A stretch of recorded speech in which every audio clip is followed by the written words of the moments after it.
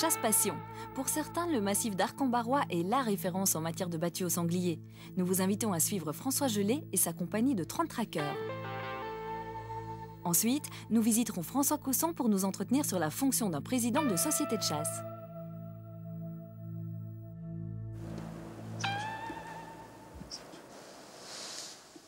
Nous voici sur le plateau de Chaumont, lieu dit la Champagne pouilleuse, aujourd'hui plus fertile, où les parcelles plantées composent des mosaïques polychromes sous des ciels sans limite. Le viaduc de pierre aux 50 arches est le témoin de la ville d'hier, qui connut son heure de gloire au XIIIe siècle, lorsque les comtes de Champagne y avaient leur résidence. Aux abords de Chaumont, actuel chef-lieu de la Haute-Marne, au village d'Arc-en-Barrois, on cultive la céréale, le pavot, le chou et le colza. C'est aussi le pays de la truffe de Bourgogne, et l'on comprendra pourquoi on y a rendez-vous avec le sanglier, qui vit dans les vastes massifs forestiers qui bordent la plaine créeuse.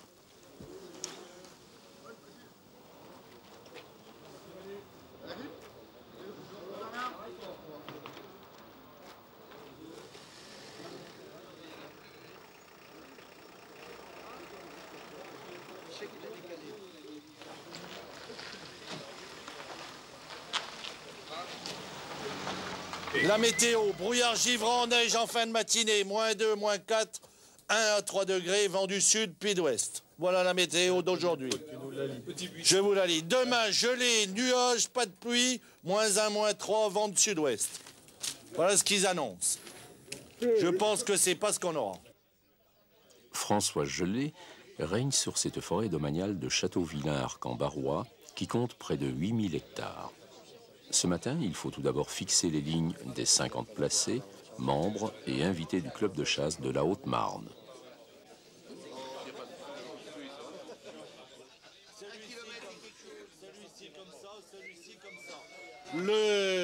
La 4 est fort compliquée à poster. Elle n'est pas compliquée, mais il faut être intelligent. Nous tirons au sort les lignes. Il y a 5 lignes, 1, 2, 3, 4, 5, et l'excuse. Celui qui a l'excuse a le droit de choisir sa ligne. J'explique.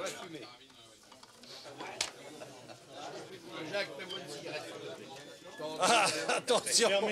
Attention. Tu l'as fermée, la fenêtre? Ben surtout pas. Laisse-la fermer. Allez. Servi. Voilà, messieurs. Donc chacun est servi. 1, Monsieur Henri. 5 de faux. 4, Emmanuel Charrois. Combien il a, le vieux? Le 3, Papa Charrois. Et le 2, QC. Pas de pitbull, pas de pitbull.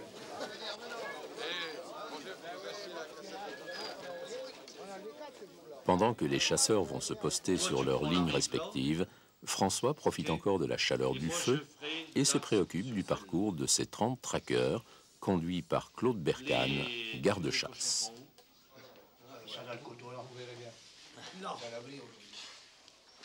Là, t'as dit? Non. Là, ils sont le long du Val. Oui, c'est pour ça qu'on fait comme ça.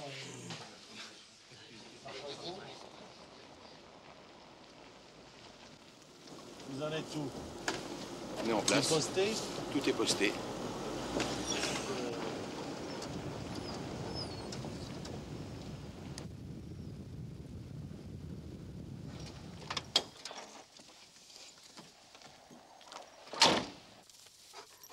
Il y en a combien, là? Combien? J'entends pas. Responsable de chasse depuis de nombreuses années, François connaît la musique et installe au mieux les modalités du départ de la traque. Redescends encore.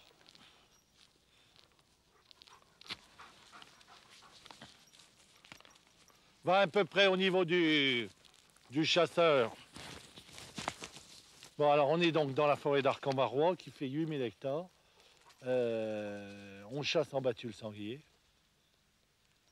On entoure un carré de forêt qui représente là à peu près 200 hectares. Il y a 50 chasseurs qui sont postés tout autour. Et il va y avoir 30 traqueurs avec des chiens qui vont battre ce carré-là pendant à peu près 1 heure, 1 heure et demie.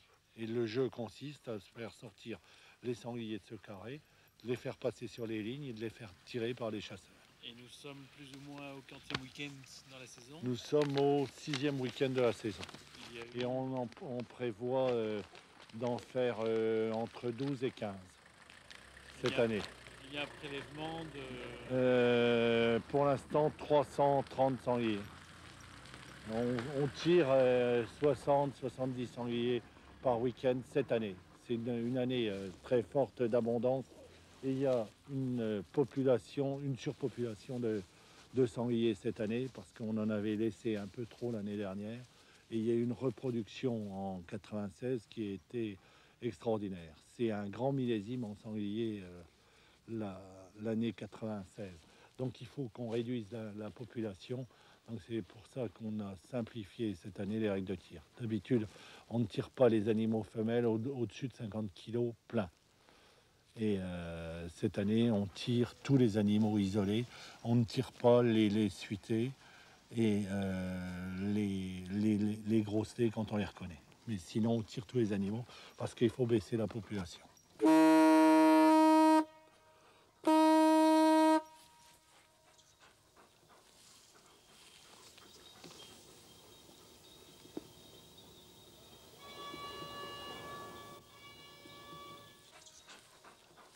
Les 2 ailes ont répondu, donc tout le monde est prêt.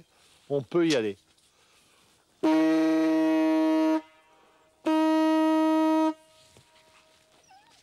Allez, en avant! Arrête! Allez, s'il te plaît! Allez! Éveille! Éveille! Restez alignés, doucement!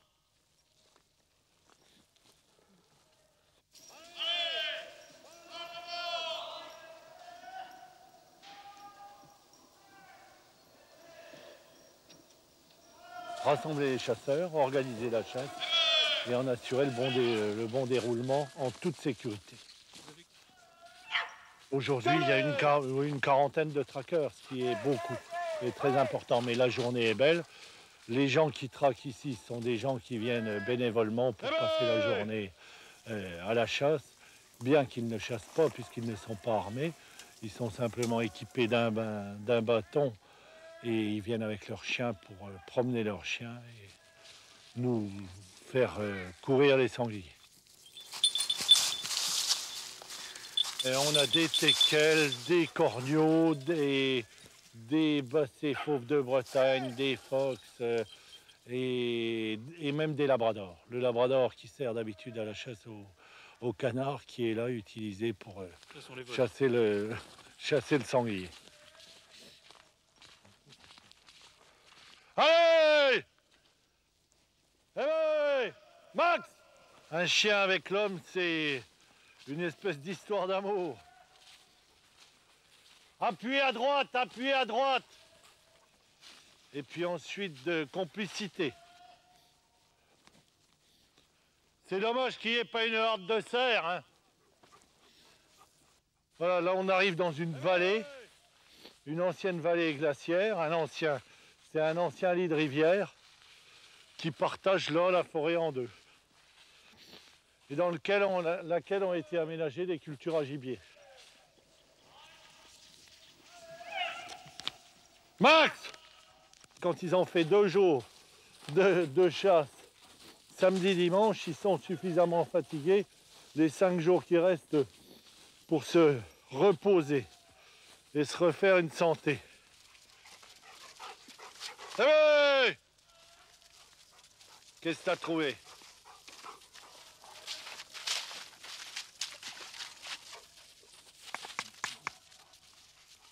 C'est pas bon signe du tout ça.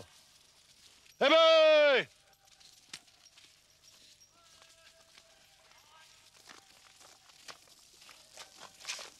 travail des chiens? Le travail des chiens, c'est de sentir les sangliers, puis après de les faire courir. Et de les pousser vers les lignes de chasseurs. Ils ont annoncé à la houe là-bas.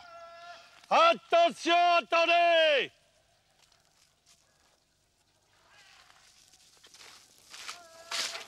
Qu'est-ce qu'ils ont annoncé? Devant, derrière?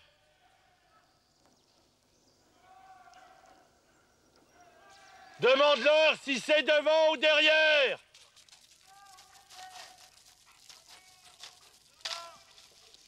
Donc à la houe, quand on annonce à la houe, ça veut dire qu'il y a des sangliers. C'est le cri qui annonce les sangliers. Donc là, il y a des traqueurs qui ont annoncé à la houe, ils ont donc vu des sangliers. Et je demandais quelle était la direction qu'avaient prise les sangliers. Les sangliers sont partis devant. Eh ben! Ici, c'est ce qu'on appelle du fouillé de sanglier. Le sanglier cherche dans les feuilles de la nourriture, des glands, des faines, tout ce qu'il peut trouver qui l'affectionne particulièrement. Et avec son groin, son nez, il fouille et il fait comme ce qu'on appelle du fouillé de sanglier. Alors, derrière vous, une meute. C'est un sanglier? Attention là-haut! Attention là-haut! Attention là-haut! Attention là-haut! Attention! Attention là-haut à gauche! Annoncez! Annoncez! Répétez! Il y en a au moins une vingtaine! Vous avez pu les piquer? Attention là-haut à gauche! Répétez! Ah ben là, on a vu du sanglier là d'un coup. Vous avez vu, il y en avait de toutes les tailles et tout, c'est une compagnie. Donc avec des laits et des jeunes. Peut-être un ou deux mâles. Mais Par rapport à la ligne de tir? les lignes de tir sont là et devant. Là, maintenant. Alors maintenant, le jeu commence. Là, les chiens sont partis. Les lignes de tir sont assez loin. Comment ils vont jouer avec? On peut attendre un petit moment. Vous ne craignez pas pour les chiens avec la ligne de tir? Ah non, oui, on peut toujours craindre. Mais enfin, les chasseurs ont pour consigne de ne tirer que les sangliers et pas les chiens. Où est ton voisin? Ben alors il faut le faire revenir en arrière, qu'il s'aligne.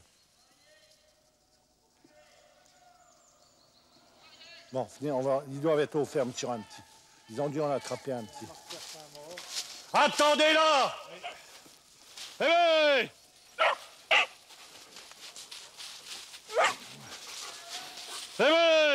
Qu'est-ce que c'est que ça? Comment ça se fait que c'est là?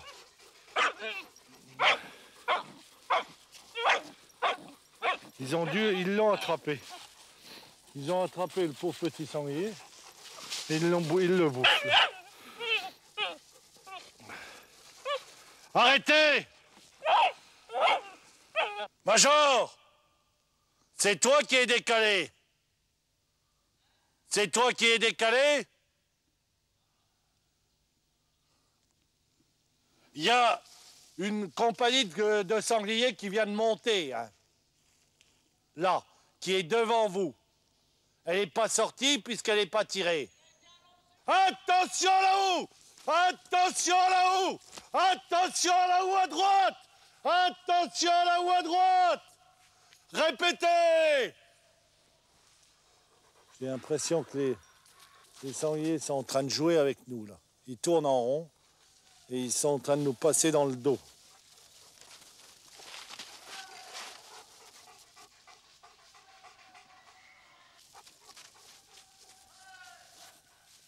Qu'est-ce qui se passe? Il y a des sangliers partout là qui sont en train de tourner. Tiens, ça tire là-bas. Ils savent bien qu'ils sont encerclés. Ils essayent de trouver le trou, la faille. C'est le jeu de la battue de sanglier. On va être à la fin de ce qu'on appelle le buisson, hein, puisque une traque, on appelle ça un buisson ici. Et la question se pose, est-ce qu'on doit redoubler ou pas redoubler le buisson? Est-ce que les sangliers sont bien sortis du buisson? Alors ça, c'est la chose là. Là, je pense que ça a quand même tiré sur tous les coins et qu'on ne le redoublera pas.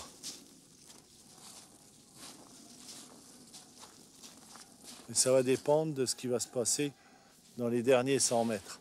Parce que bien souvent, les sangliers se calent devant la ligne de fusil est devant, la ligne de traque avance comme ça, et là, ils se mettent entre les deux et ils décident, et bien souvent, ils décident de repartir en arrière, comme s'ils savaient que les traqueurs ne sont pas armés, et à ce moment-là, ils ne sont pas tirés. Alors dans ces cas-là, il faut redoubler.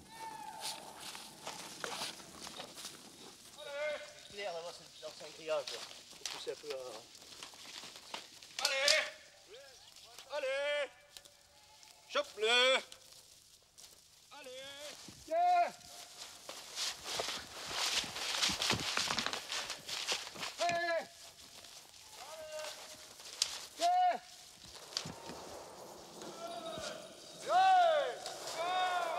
Passer à côté, hein?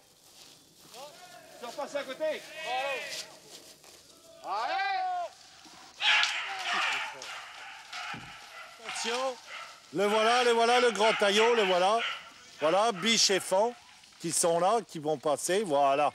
La biche et le fan qui étaient coincés, qui sont coincés entre la ligne de fusil et des traqueurs.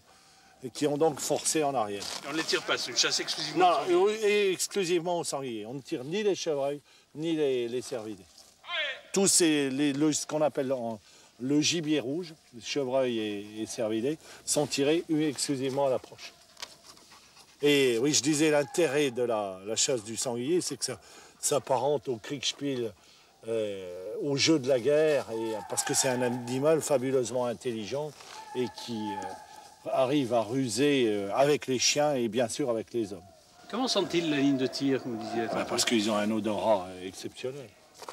Et lorsqu'ils sentent qu'ils sont prisonniers par la ligne de tir qui est devant, la ligne de traqueurs qui avance, ils choisissent une option et bien souvent ils sautent dans les traqueurs. On dirait qu'ils savent que les traqueurs ne sont pas armés et que de l'autre côté, là, ils vont se faire casser la figure. Vous êtes le seul à porter un fusil? Dans la traque, oui, c'est pour, en cas de ce qu'on appelle un ferme, si les chiens se battent avec un sanglier et tout, pour pouvoir l'achever et tout. Et on essaye de le tirer.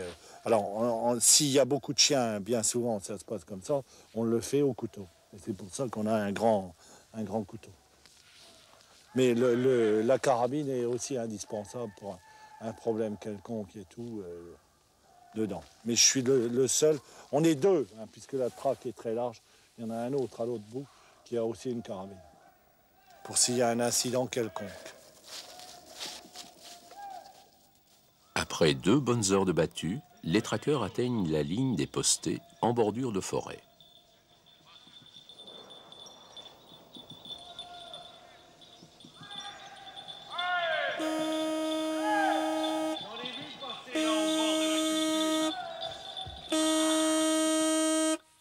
C'est les 3 coups de fin de traque. Donc là, les chasseurs peuvent se déposter.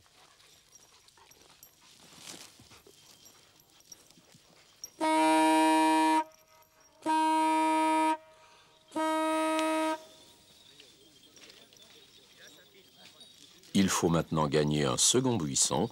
C'est le moment de se raconter les moments forts de la matinée et de faire un premier compte du gibier prélevé.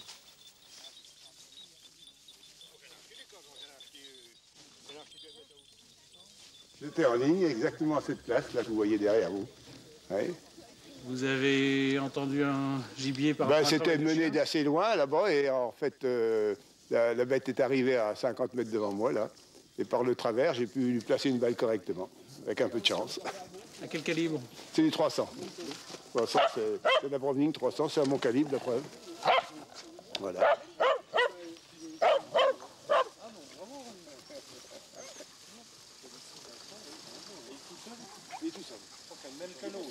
Un nounou. Laissez-les. Qui a tué ça?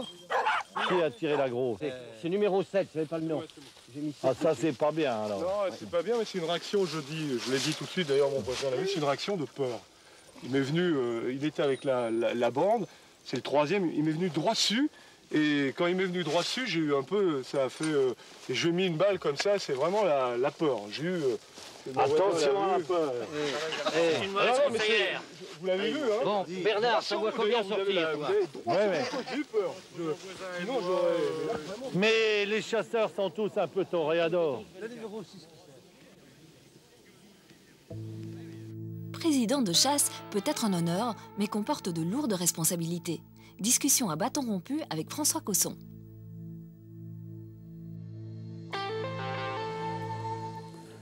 Il y a presque incompatibilité, parce que quand on est président de chasse, eh ben mon Dieu, on ne chasse pas, à proprement parler. Vous voyez, là, un des bons moments de la journée, là, on peut se détendre. Mais quand on est président de chasse, il y a tellement de tâches qui vous agressent. D'ailleurs, il y a plus à gérer les hommes qu'à gérer la chasse, finalement. À travers la mosaïque de tous nos partenaires, c'est évident. C'est évident. Alors, président de chasse, bah oui, évidemment, pour certains, c'est un honneur. Moi, je ne conçois pas ça du tout comme ça. C'est plutôt beaucoup de difficultés. Il faut savoir d'abord qu'il y a quand même d'énormes responsabilités. Vous savez comme moi que les tribunaux, de plus en plus, recherchent les responsabilités à l'occasion d'accidents ou autres. Et il faut toujours veiller à ces aspects-là. Parce que la sécurité, on ne peut pas passer une bonne journée en battue si elle n'est pas imprimée fortement de la sécurité. Et ça, c'est un sujet qu'il faut rappeler à chaque fois. Les chasseurs sont dotés d'armes, bien entendu, et ces armes-là, il faut être clair, elles sont faites pour tuer. Et il ne faut pas prendre de liberté avec les calibres ni avec les munitions, c'est évident.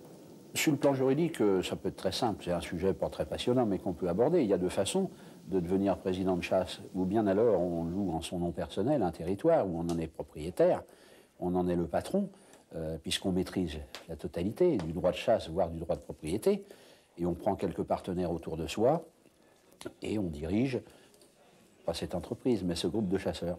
Puis il y a l'autre formule qui est maintenant usitée pour une majorité, c'est la création d'une association. Alors on est dans le régime loi 1901, tout bêtement, qui donne quand même la structure juridique, hein, c'est-à-dire qu'on crée une association, on y dépose des statuts, et naturellement, autour de cela, ensuite, on va essayer d'acquérir un territoire. Alors l'acquisition d'un territoire, voilà encore la péripétie.